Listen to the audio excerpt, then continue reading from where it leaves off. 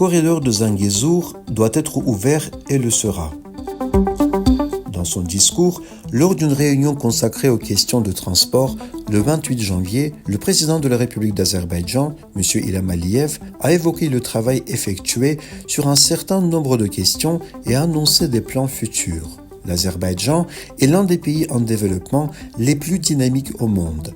Plusieurs projets internationaux sont directement liés à l'Azerbaïdjan et certains de ces projets ont été initiés par l'Azerbaïdjan.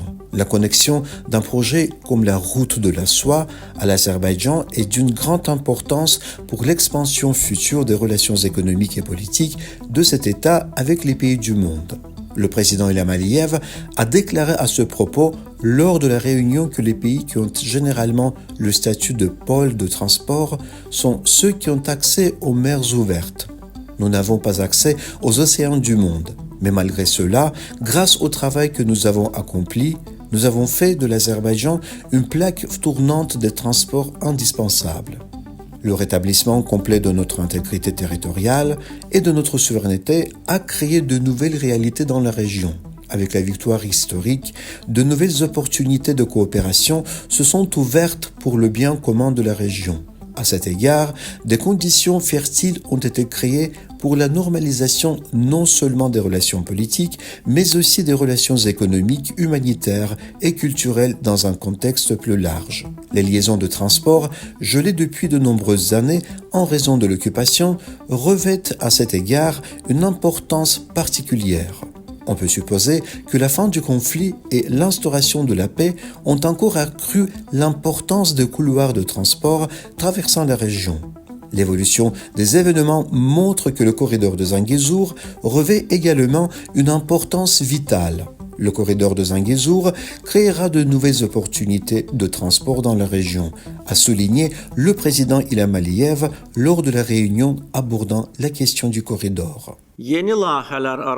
Parmi les nouveaux projets, je voudrais mentionner le corridor de Zangezur. Le projet du corridor de Zangezur a été proposé par l'Azerbaïdjan. Après notre victoire dans la deuxième guerre de Karabakh, cette question a été inscrite à l'ordre du jour international dans le lexique international.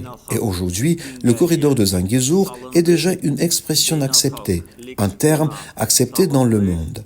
Bien sûr, nous prenons des mesures concrètes pour ouvrir ce corridor.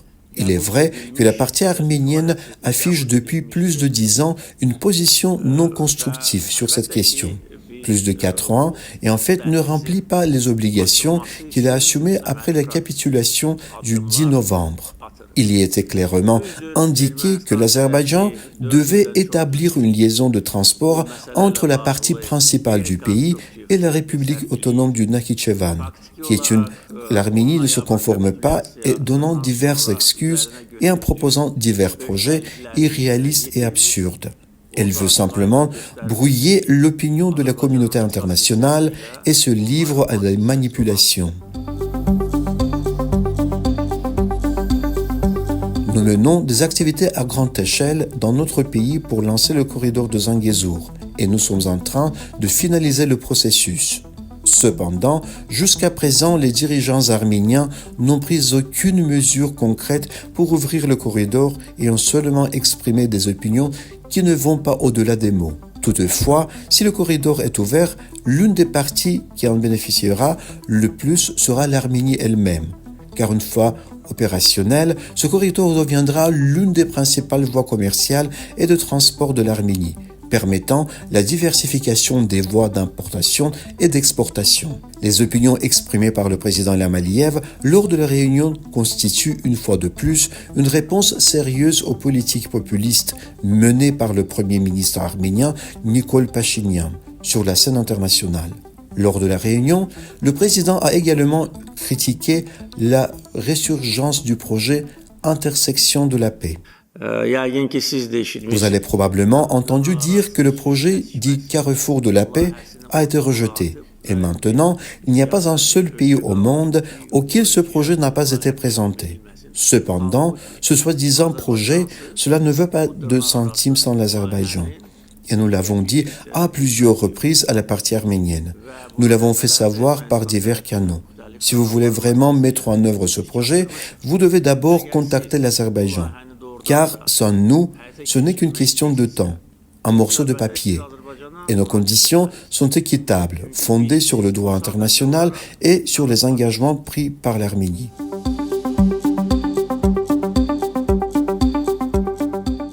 Ainsi, le président Ilham Aliyev, soulignant que le carrefour de la paix est un projet complètement insignifiant sans l'Azerbaïdjan, a annoncé que l'Arménie tente de prolonger le temps de diverses manières, de semer la confusion dans la communauté internationale et d'encourager des campagnes sales contre notre pays dans divers cercles.